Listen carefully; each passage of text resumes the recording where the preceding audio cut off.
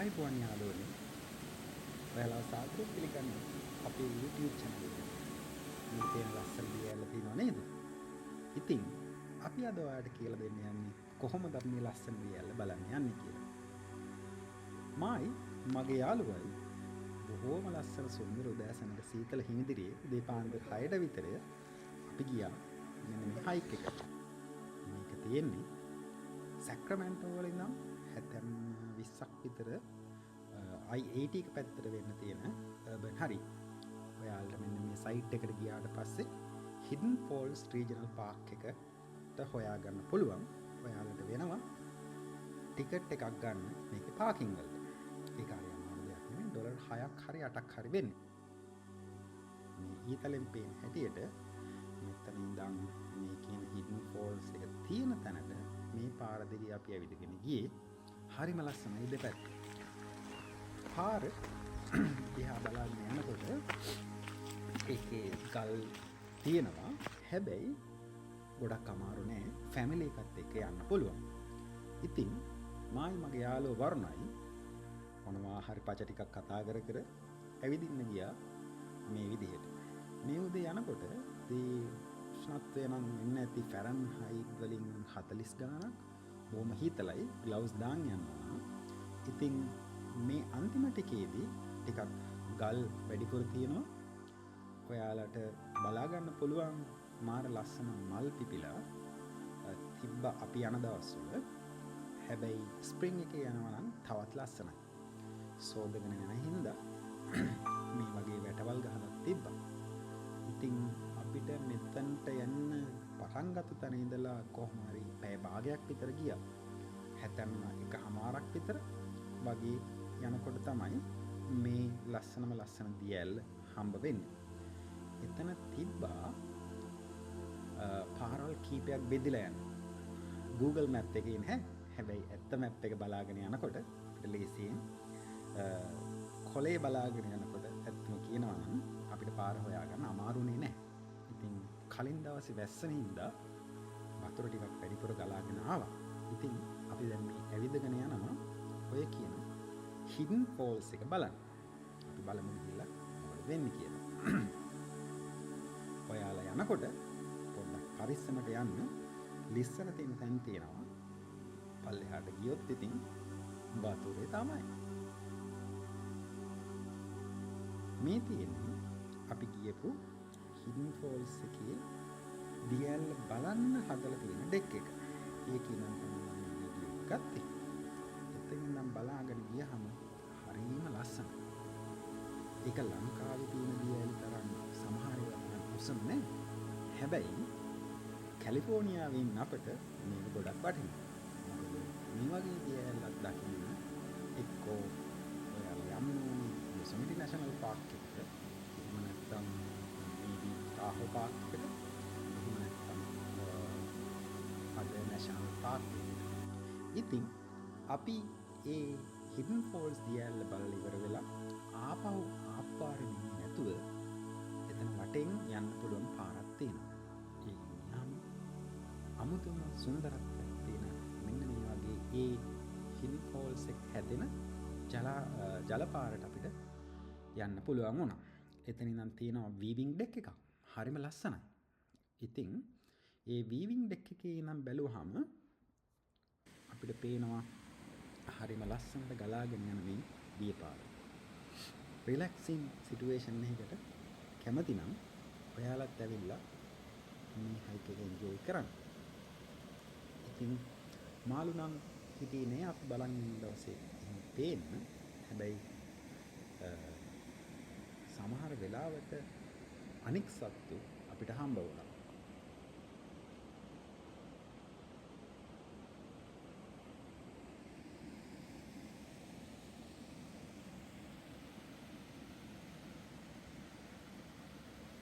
ඒ deck එකේ ඉඳලා ඒ ලස්සන දියපාර බැලුවට පස්සේ අපිට යන්න ඕන වුණා ඇවිදගෙන අපේ හයික් එකේ ඊතුරු කොටස.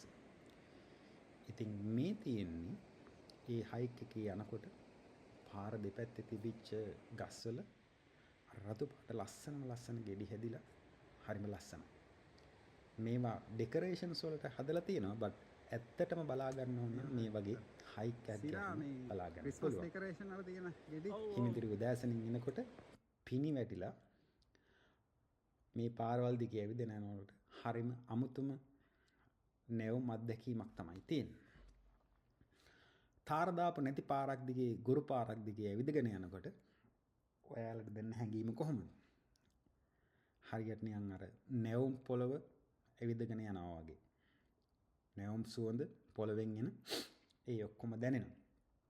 මේකේ බයික් ට්‍රේල් එකක් මේකම තමයි. ඉතින් සමහර වෙලාවට අපිට බයිකර්ස්ලා හම්බ වුණා. බට් කිසිම ප්‍රශ්නයක් නැතුව ඇවිදගෙන යන්න පුළුවන් මේ පාර දිගේ.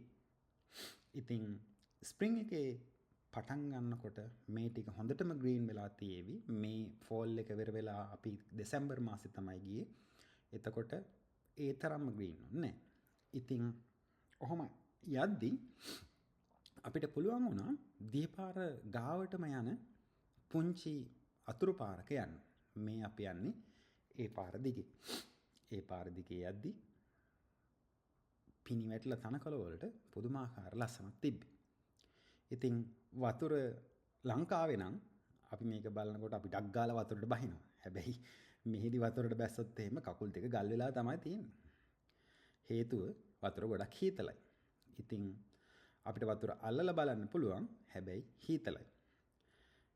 ඊට පස්සේ අපි වතුර ගාව ටිකක් වෙලා ඉඳලා ආපහු හයික් එකේ ඉතුරු ටික යන්න ගියා. ඊට පස්සේ මේ තියෙන්නේ අපි හයික් එකේ එක කෙරවලකට ගියාම එතන තියෙනවා සැමන් බෙඩ් එකක්. සැමන් බෙඩ් එකක් කියන්නේ ඔයාලා සමහර වෙලාවට අහලා ඇති සැමන් මාළු බිත්තර දාන්න යන තැන. සැමන් මාළු පොඩි කාලේ බිත්තර දාලා පැටව හැදුනට පස්සේ මේ ජලාශ දිගේ ගිහිල්ලා එයාලා සැක්‍රමෙන්ටෝ රිවර් එකේ දිගේ ගිහිල්ලා මූදට යනවා කියලා තමයි කියන්නේ. ඒ මූද දිගේ ගිහිල්ලා ඊට පස්සේ ලෝකේ වටේ රවුම් ගහලා ආපහු බිත්තර දාන්න ඕන වෙලාවට ආපහු ඒ සැක්‍රමෙන්ටෝ රිවර් දිගේ ඇවිල්ලා උඩට එනවලු. එහෙම එන සැමන් මාළු නම් දකින්න ඕන නම් නිම්බස් හැචරි එකට යන්න පුළුවන්. ඒක තියෙන්නේ ෆෝල්සම් වල. ඉතින් මෙන්න මේ කියන පාර දිගේ තමයි අපි ඇවිදගෙන ගියේ. ඔය අන්තිමට තියෙන ගෝල්ඩ් ෆින්ච් ට්‍රේල් එක පටන් ඔන්න ඔතන තමයි ඔය කියන සැමන් බෙඩ් එක තියෙන්නේ. අපි ඔතෙන්ට වෙලා වරුණ හදන් ඇවිල්ලා තිබ්බා තේ එකක්.